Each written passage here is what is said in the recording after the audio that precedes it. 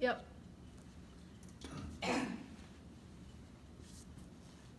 Have you ever felt doors open for you in life, only to find it spanking the gluteus maximus? Ouch! Trying to open another door in life could be a major challenge. I've done it, but it's not as easy as you think.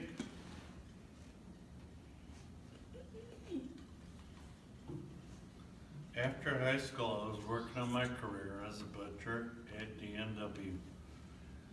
I was working at making meat matter for about 25 years. And along life's journey, I met my wife, and at the time we had a newborn son, and my daughter just started walking. So I was ready to sit back and enjoy life as a typical American family. Then out of nowhere, wham, a door slammed. I was diagnosed with a neurological condition on the legs that affects the muscles, make me walk with a cane. Also, my balance could prove dangerous, seeing I was working on power saws all day. So my doctor advised me to stop working and apply for disability. It was a very hard pill to swallow, at least at first, not all how I had life planned out for myself. My excuse me, my life plans kind of went up in smoke. Kind of say that negative news took the wind out of my sails. So that summer, my aunts and my uncles heard about my diagnosis and what I was going to do with my life. So I went camping with my family, with my aunts and uncles later that summer. Now, growing up, I always thought I had a special bond with my aunts and uncles, seeing I was the firstborn nephew on my father's side. My Aunt Pat has battled many of life's obstacles herself. I want to sit me down for heart-to-heart talk. She gave me one of those 18 knows best looks, so I knew I was in trouble right there. She sternly told me, "You can't give up on life. You have a young family, you need you." And she gave me also a quote, often quoted by Jim Rohn, says, I'm convinced that life is 10% what happens to you and 90% how you deal with it. So buck up. It almost felt like an intervention of sorts, because all my other aunts and uncles joined in and lectured me about giving a good example for my kids. They were all challenging me to open new doors. Another one I remember is my Uncle Kurt saying, "You don't want to teach Nicholas to give up on life when he gets tough, do you?" So that whole camp trip sharpened my saw right there. So after that week of camping on the way home, this former butcher came up with a whole new plan. It consists of 3 parts. I decided to become a stay-at-home dad, or Mr. Mom, if you prefer that term. It sounded easy, but it was a heavy door, at least at first.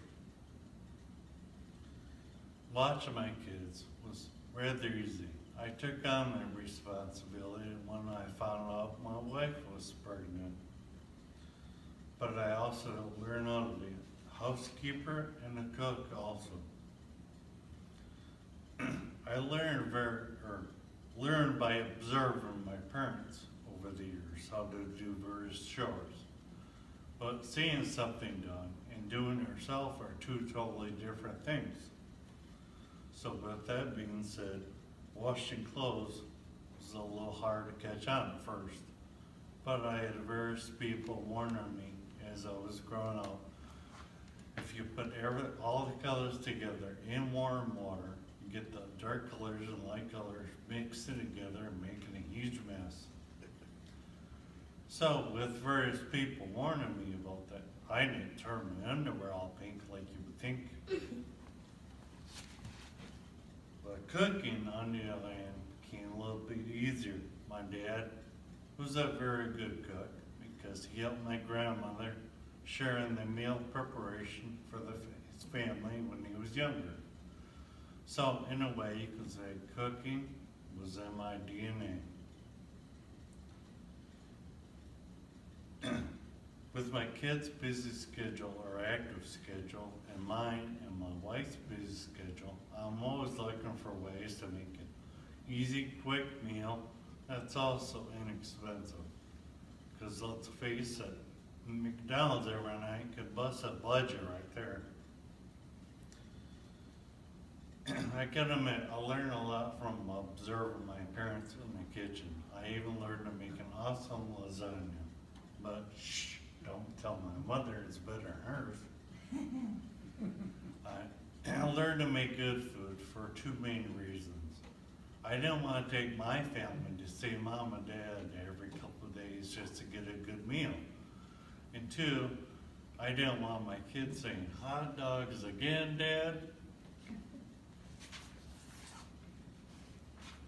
But now I've been through a few doors. My kids love having me home after school, well, most time anyways. Even though they're 12 and 10 years old, they give me younger perspective on life. It can teach me a few things, but it also can lead to arguments and debates. And my son would agree, I don't always win those arguments or debates.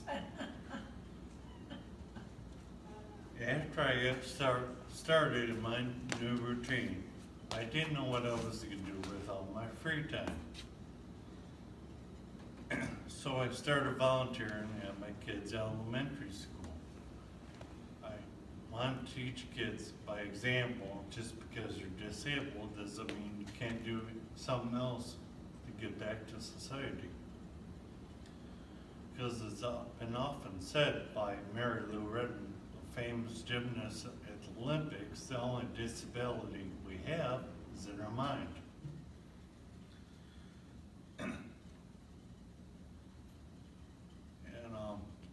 So after I had disability, somebody introduced me to Facebook or social media.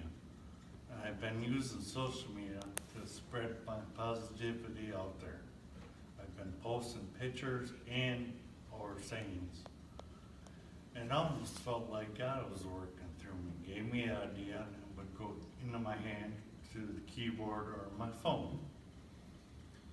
So in a way you can say it was my version of positive TV and combated a lot of the negative news that you hear on the radio or on TV at certain places.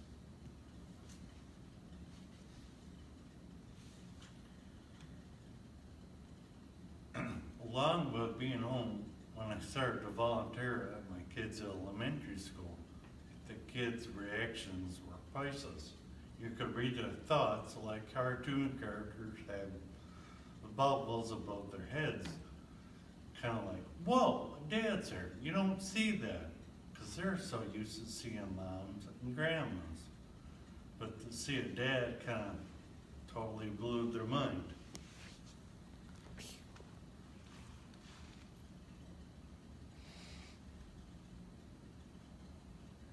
And within the last year, a retired school teacher started this homework club focusing on math a few days a week.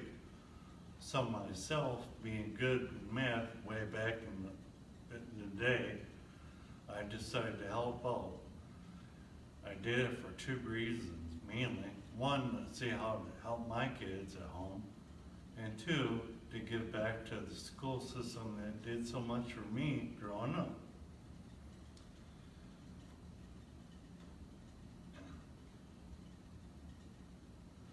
I don't know what I did along the way, but my daughter made the honor roll for the first 2 times in middle school. I'd like to say it was something I did, but I'm sure it was all my wife. Now, when I help out in various classrooms or just walking down the hall, it's still kind of weird to get used to hearing, are you Nicholas's dad or Elizabeth's dad? I'm so used to hearing, are you Terry or Diane's son? So hearing that from the kids, it's, like I said, hard to get used to.